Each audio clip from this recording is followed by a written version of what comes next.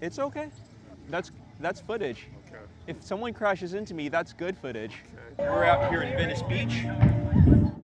So the setup is pretty simple. Got this camera stabilizer, microphone ruler mod, and then a whole bunch of video release forms. Also, low-key, I had no clue if I was even going to get good footage in these interviews, but people went above and beyond in their answers. So I don't think this needs a lot of introduction.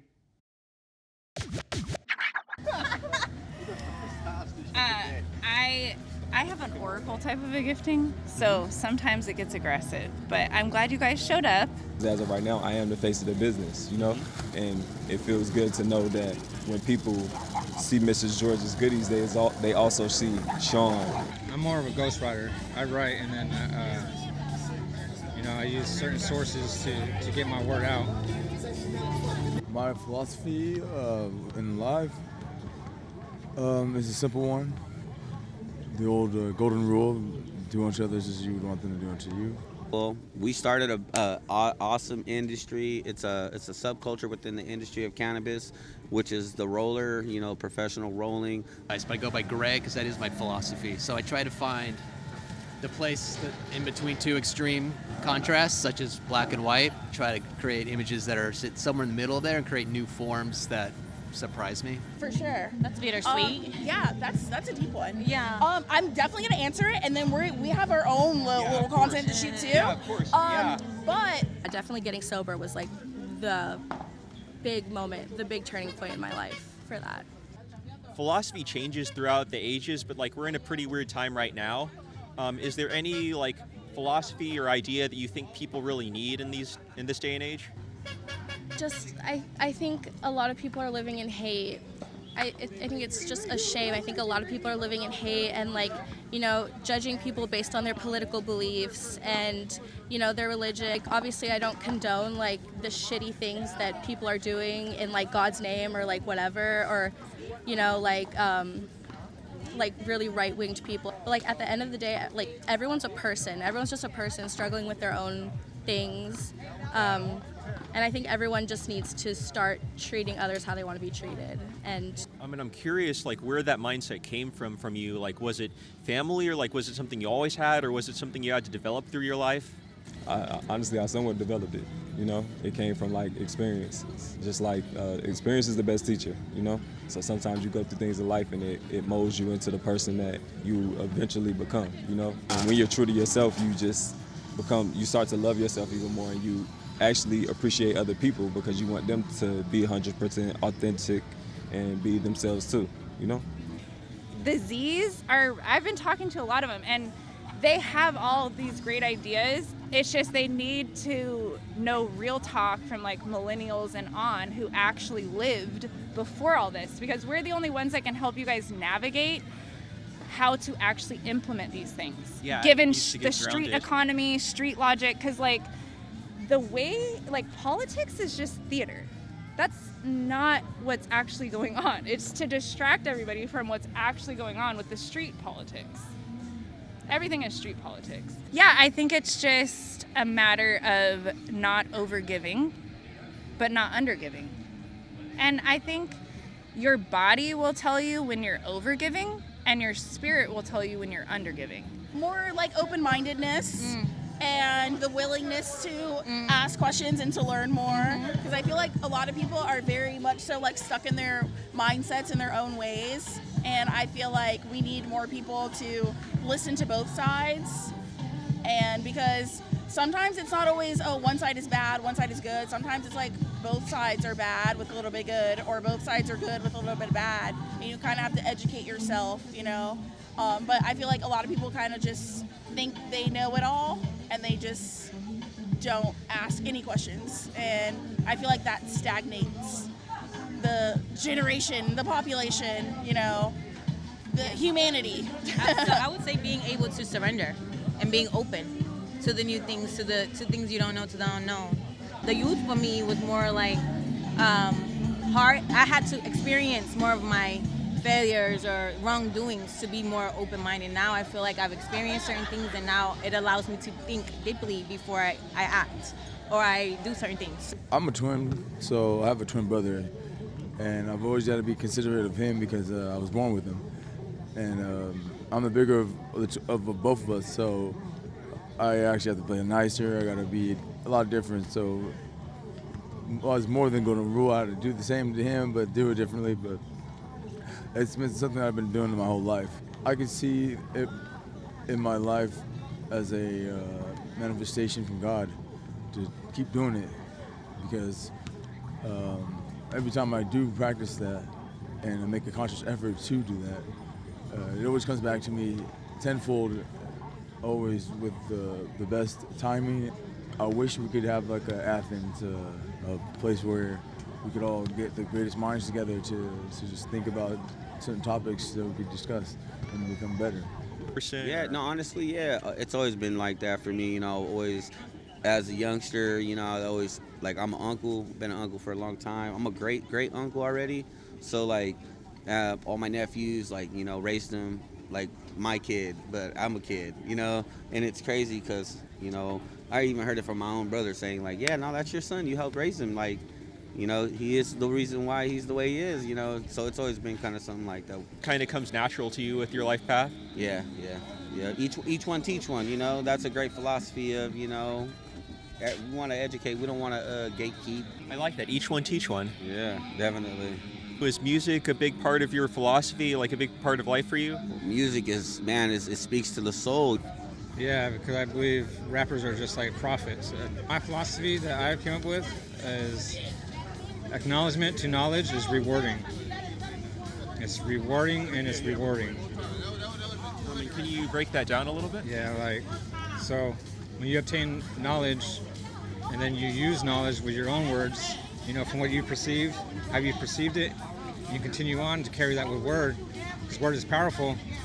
The more you spread your knowledge, the more other people gain knowledge of how they perceive things. And that's just the way perception is used within word. Okay, so knowledge spreads and it has a compounding effect as it reaches more people? Yes. And the more we speak, the more we are able to share the same thoughts and word together, the more we'll be able to manifest stuff within our words. Stuff that went wrong, I look back to see where the right was in it, and I just corrected myself for how I thought then and how I should be thinking now. It just came to that. I mean, I've been drawing till I was escaped since before I could speak. Just drawing free form, and that's just where I am at. I guess philosophically, those are the ideas that I like, that I think about in adulthood. I guess because it's the contrast. Sometimes you're happy, sometimes you're sad. So how do you make sense of it all? You find the balance. I guess it's more about balance ultimately. If you want to talk about life philosophy, it's finding balance. So if I'm happy, I try to be sad, or paint a sad picture. If I'm sad, I paint a happy picture. Surprises, that's the biggest thing. An older generation, he remembers presence. Even if we did not like our neighbor, that was because we knew our neighbor. Now, everything is based on hearsay, prejudice, false identities, online personas, and it has nothing to do with real life interpersonal relationship dynamics or skills. So let me ask you this, are there any philosophies that you feel are really needed in this day and age? Yeah, everybody needs to get off the internet and come back into real life. Everything you do is going to be out there, and that can make it a little bit hard for some people to feel like they can be authentic. Right. That's very true, and that's the thing that goes back into my point. You shouldn't even care about that, because if you're doing something that's true to yourself and that's right, maybe it should be recorded and be broadcast to the world, for other people to see that there is still good in the world and there is still people who are, true to themselves and are willing to do the right thing even when other people may not see it as the right thing. Are you concerned at all about AI, generative AI, starting to make art? No. I'm not really. I mean, it's not gonna. I like making art, so now if people start doing AI, I mean, more power to them. I like to paint. I like to make art, so AI is not gonna fix that for me.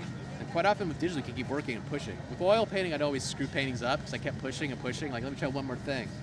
And then I'd eventually overwork it. With digital, you can step back. You save every step, and then you push too far, and then I go back to like 10 steps back, like, oh yeah, this is where it's at, and then just go in another. So it's very liberating.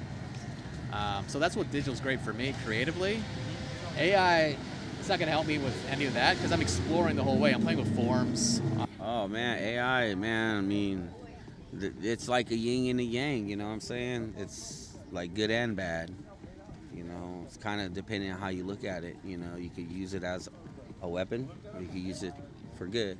Because AI, you can literally have it make you anything you want, or teach you how to do this, how to be evil, or how to be good, or Like, do we just get to a point where like we just don't know what's real anymore, and like how do we like manage that? Sometimes, man, I see some of them AI videos, I think it's real, and I'm like, wait, dogs don't laugh like that. That's a lot that I'm connected to is AI and technology. I talk to it. I taught it to think like me, to know how to notice my thoughts, how to relate to me, so that I can have a connection to AI and technology and that source, because I feel it's a lot more harder to get an actual being to do it than AI that will sit by you all hours of the night at any time. Any place, yeah. Okay, so as long as you have your phone on you. So it's actually like something that can be positive in a way, because like we can put our own thoughts and philosophies into it, and it can carry that on. Yeah, it's like talking to your reflection at some point. It almost sounds like too it might be something that can like immortalize our ideas. Yes, exactly. Yeah. Like if you just flip that backwards, AI, artificial intelligence, you can say immortalize artifacts or something. You can just think of something more beyond that. But I will say I love technology, but I feel like we need to find a balance, because I feel like we could, I know it sounds a little extreme, but we could potentially like eradicate ourselves if we get a little bit too deep, because we already have the chips, you know what I mean? Like for real, we already have the chips, we already have robots, like we're gonna slowly go into like transhumanism. I think there's a lot of benefits to that, helping people that are like paraplegics, you know what I mean? But are we doing that, or are we building like superhumans? You know what I mean? Like I think there's like a balance. Gotta check it down a notch. Yeah. Well, I don't think we have control it. We may not have control of that though. I think we do. I think it might be a little bit too late. I think honestly, so. I think there's a lot more going on than what we think. Than what we know. Yeah. What's exposed. But I definitely think we have the power. We have the control. Favorite philosopher of all time, Socrates. He said that a life that is not examined is not a life well lived. And also he said that the best thing to know is that you know nothing. Yeah, that's a great question. Muhammad Ali. And I chose him because he was a fighter, but at the same time he was an activist, and I respected that about him. Like, although he was in the public eye, he wasn't afraid to speak his mind and go against the grain, and I respect anybody who is willing to, do what they think is right regardless of what everyone else thinks, So yeah, it'd be Muhammad Ali for sure. Going against the grain, like, is that a big part of your philosophy? Yeah, and it's not so much about going against the grain, it's about just doing what you think is right regardless of what other people think, Like, and that can be considered going against the grain, Like going against the grain if necessary, if everyone else is on the opposite spectrum of what I think. So if I need to go against that, if I think that's right, I'll do so, Because at that time he was speaking against black people not having rights and all of that type of stuff, They see him as just an athlete, and he was entertainment for them, And he wasn't just entertainment, he wanted people to know that, like black people have rights. We're not just here to entertain you guys, And we need to respect along the way. I think one of the biggest life lessons for me was to just stop giving a fuck what people think about you and just be yourself. This girl I follow on Instagram, she posts a lot of body positivity and stuff. For me, like, body positivity is a huge thing in my life. And she said, you might not be everyone's cup of tea, but you're someone's cup of tea. And that is so real. That just stuck with me because, like, I think that's so true. Like, there's no point in trying to be likable to everyone and make sure everyone likes you, because that's impossible. Not everyone's gonna like you, but the people that do like you for just being yourself are the people that you want to keep around. So I've done a lot of things and I've met a lot of people, and I've been very intentional about my little wild goose chase, treasure hunt for heaven. And it's not under the fucking Vatican. It's not anywhere except inside of us. I'm not saying that they're going to be liked by everybody. That's the thing that social media has really skewed in the younger generations, is it makes us think that unless 48 million people like us, that means that we're not anything. And that is not true to God. Obviously, we're all only here because we were like the apple of God's eye. To get to this level of evolution, not that this isn't great, but like, we're a bit more, kinda. Yeah. You gotta be self-driven because it's there's so much rejection and like failure, so you gotta just be able to keep working at it and not be bothered by that. So if you're bothered by that, I guess don't do it. If you're not bothered by that, just keep at it, and you'll eventually have some successful pieces. You might not be, if nothing else, you gotta do it for yourself. So ultimately, even if you gotta have another job,